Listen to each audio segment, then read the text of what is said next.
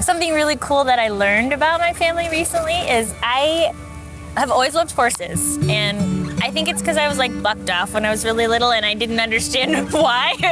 And so I was like, okay, but I found out why they buck you off. It's usually because they're hungry or they're misbehaving. But I just had this really strong passion for horses. And literally this week I learned like my entire family has a lineage of cowboying. I knew we were in the West and that we had, cattle ranch, but like the women were riding not side saddle, this was the Wild West. And I think part of that pioneer spirit is very much still alive in me. And so I don't know many of the people here, but I feel this kinship. There's this love of horses that just kind of has passed throughout our family. So I think that that's really cool. Last year, my grandma, Leila, we went out to their homestead, which is near Phillip and actually beyond Phillip.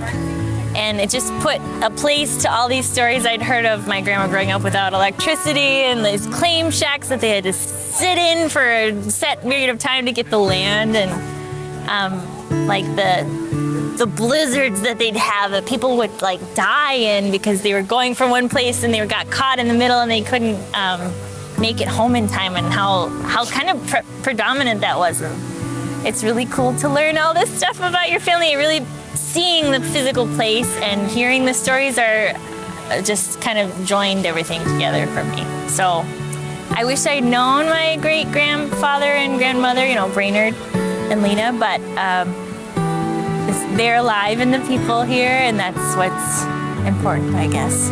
But it means drilling a lot of people for questions like, what was he like? Was he funny? Was he smart? What did he think of this going on? How did this happen? So I wish we could still communicate with them somehow, but we're left with their descendants, and I'm grateful that we have that at least. My favorite memory of my dad is fishing and hunting.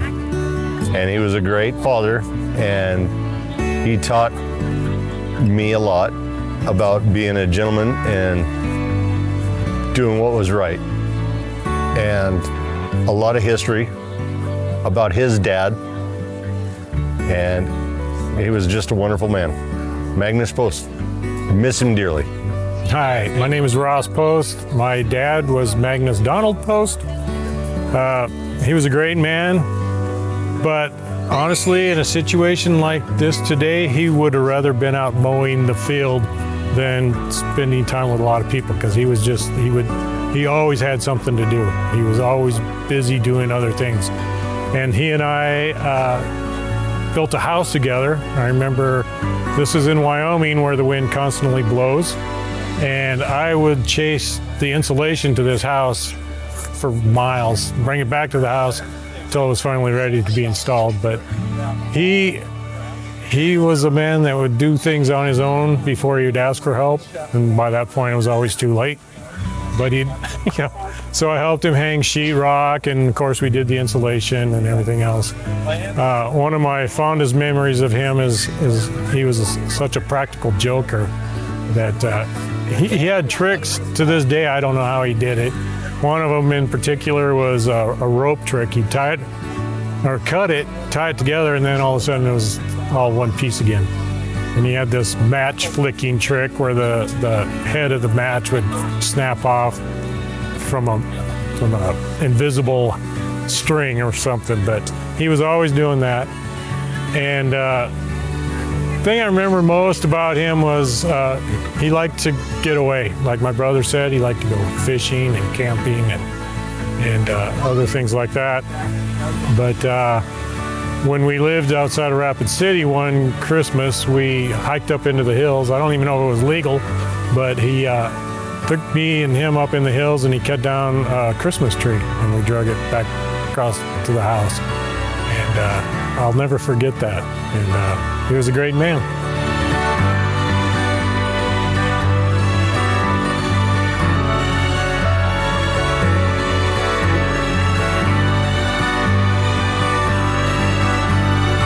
My fondest memories of my dad and the Poste family would be so many I can't even explain.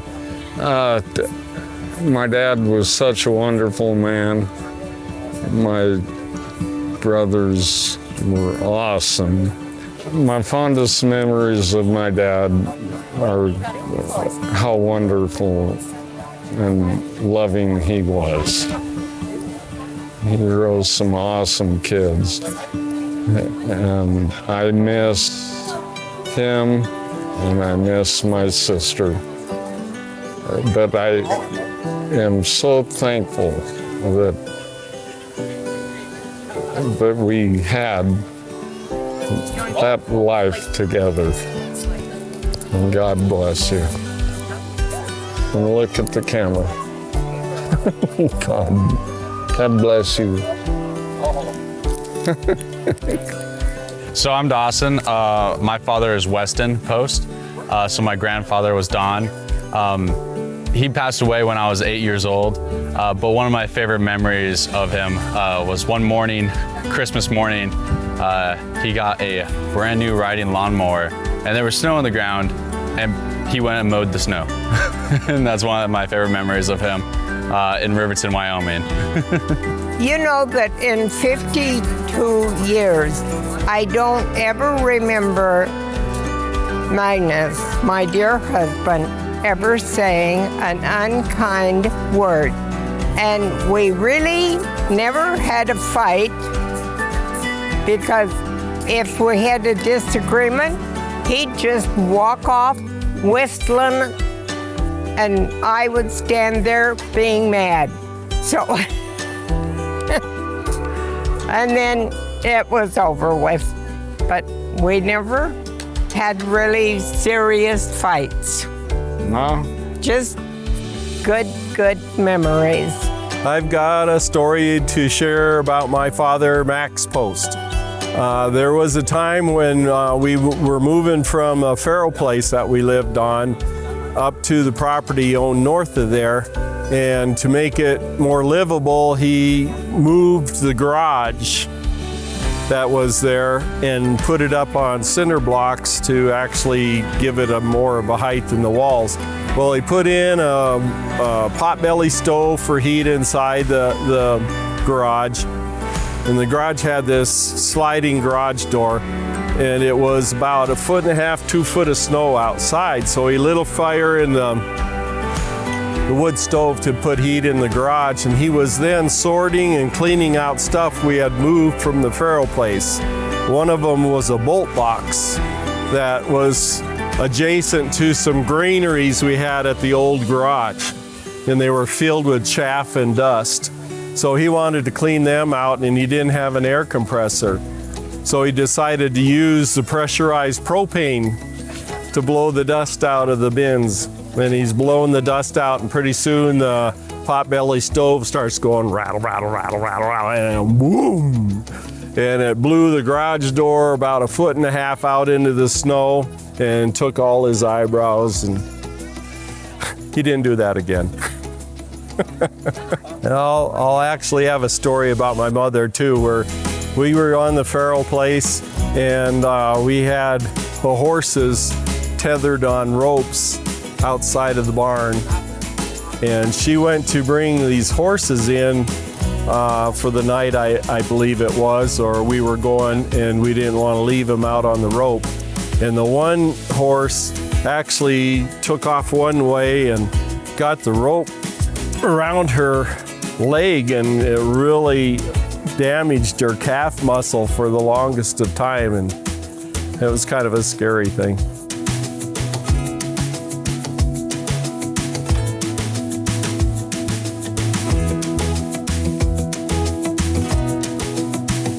I was just recalling the story when I go to family holidays over at Grandpa Elson Post's house, and he and my dad and dad's brothers all played music instruments, harmonicas, Jews harps, banjos, saws, wash tubs, everything. And every holiday they would bring those things out of the closet at Grandpa Post's house and play those. It was just really a lot of fun.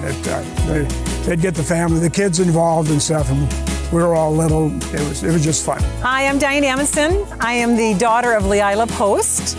And I'll start with my mom. And she grew up on a ranch and very much not having electricity till she was in high school, and tells stories about how the foundation of their house was lifted up by a tornado and turned and put back down. And that her mother, Magdalena, would always talk about that. And I think that developed a fear of tornadoes in my mom that has transferred to me, actually, and to my daughter. So I think that's kind of interesting how that one experience shared has such an impact on my mother and has an impact on me. And then I want to share a story about Max Post, who was my uncle, and he was one of those that was very hard to read, very serious, but I think he was very impish. I think he really loved to tease a lot, and I didn't know that as a young girl. So I was always a little nervous around him, and I really learned that he had a fun side to him. I wish I had known him better. I was not able to meet my grandparents, Brainerd and Magdalena or Lena. It was unfortunate, but what's beautiful about today is I'm hearing stories about them. That Brainerd, which was called MB Post, was a kind man with soft hands, and he was a good storyteller and would always say hi first. I think that's pretty neat. And then my grandmother, Lena, who I never got to meet, was very hardworking. She spoke fluent German and would never share that with her children because at that time, Germany was maybe not the most respected country, and she was nervous for herself and her children to be speaking German in the United States. And other stories about my mom, just Leila. Everyone says her name wrong, Leila, and so she's always having to correct people, and so she goes by Lee Post, which is now Lee Joyce, married to my dad, Jim Joyce. And Magnus, my uncle, was a wonderful man, just very gentle soul, very kind, very resourceful. Aunt Mita worked many, many different jobs. She rode a truck. I mean, she was industrious. I wish I could have spent more time with her, too.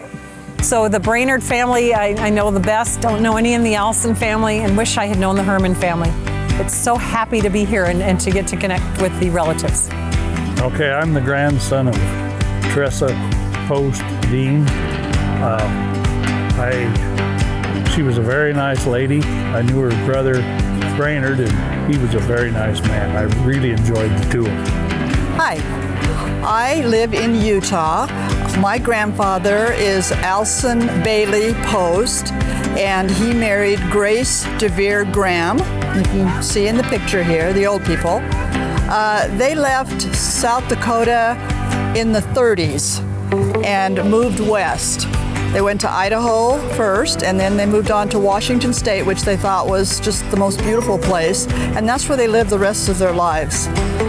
They had 3 sons and 2 daughters. The daughter here is Ellen, and that's my mother. And my mother would tell us stories about South Dakota, and she loved her family here, but she never came back, and so I have never met my South Dakota relatives till today.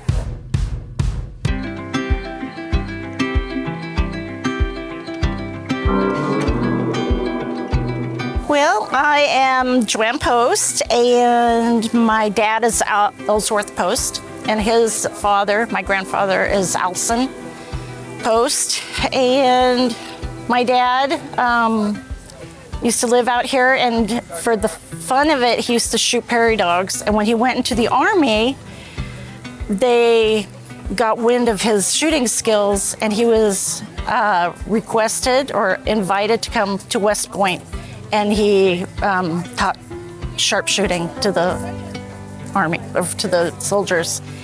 But when he was done, he could have had full scholarship to West Point, but he missed Philip, South Dakota so much that he moved back home. And then they all moved to Sumner, Washington after probably a few years. And my grandpa, he never talked. My grandpa never talked. He was just really quiet. but he would laugh and it would drive me nuts. And I think he actually laughed to drive me nuts. He'd go, But he played the harmonica all the time. And he used to play the mandolin, and I have his mandolin, so. One of the memories I have of my grandfather, Brainerd Post, is that when I was just old enough to drive, I was about 15, and my grandmother had just passed away, and he wanted to go see Fort Peck Reservoir on the Missouri River up in Montana. So away we went. And we got up there and it was pretty awesome.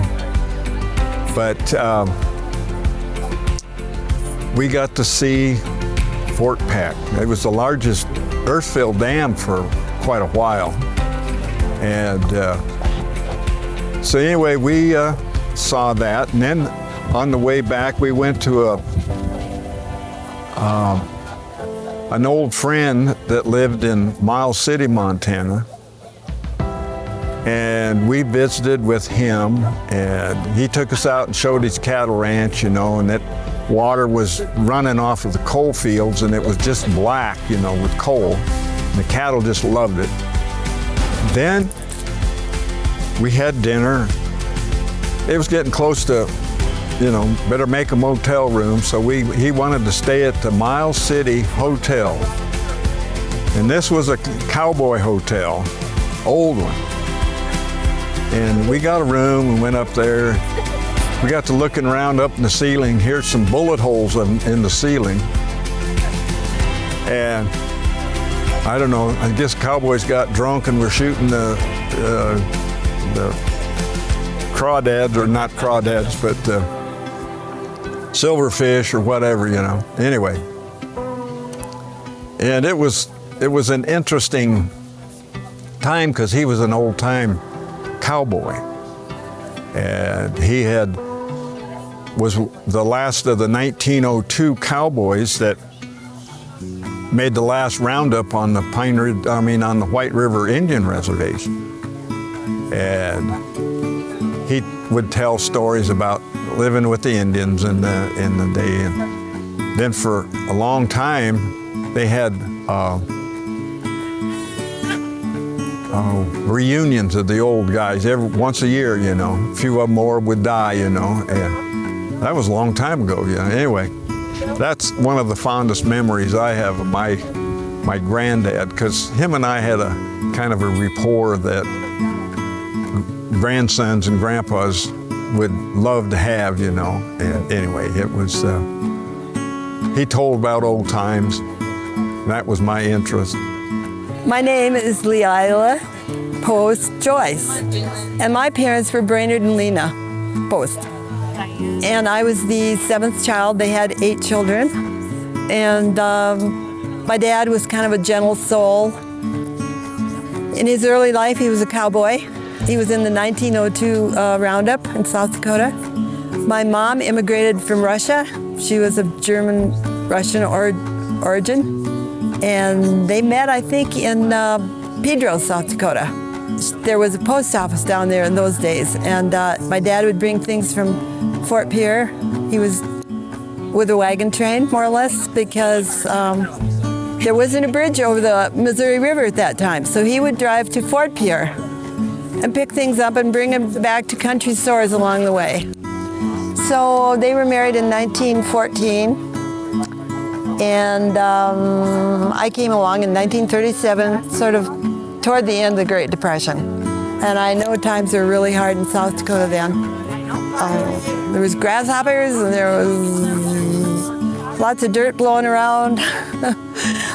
And there's not many people left anymore that remember anything about that.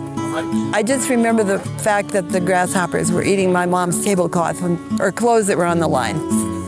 So at one time, my dad's family, when they settled on Ash Creek, South Dakota, they eventually had a store building there. And they had a newspaper, a post office, and a store, a mercantile store. And by the time I came along, that was all all passed. So my dad in his lifetime was mostly a cattle rancher. And when I went to school, when it came time for me to go to high school, you had to move to town and either rent places or because you wouldn't drive back and forth on dirt roads for 36 miles in those years. So I ended up going to high school in Wall, South Dakota. And I have had 3 children, twins, David and Diane, and a son, Jeff. Hi, I'm Sherry DeLand. My mom was Carol Post. Her father was Brainerd Post, and mom was Lena Post. And she came from a large family, and her family ranched, and she met my father, Bud Paulson, who ranched out in the same area. So I grew up with lots of cousins in the Post family, and I didn't have any brothers or sisters, but we had grandma and grandpa and lots of aunts and uncles. We had great get-togethers, and it was a very wonderful life. And I'm the great-grandson of Brainerd Post, and that's my grandfather, but I never knew him, never met him. He passed away the same year I was born, but I did get a small gift from him of a savings bond. That was kind of his contribution in celebration of my being born. So I never knew him, nor did I ever know his wife, Lena. But I certainly heard a lot of stories from my mother, Leila, who's Brainerd's daughter, one of the youngest ones in the Post family. So I've heard a lot of stories about him, and such things as being one of the last cowboys in South Dakota and doing a lot of cattle drives and things like that across the Missouri River. But my recollections obviously are just through stories through my mother. So.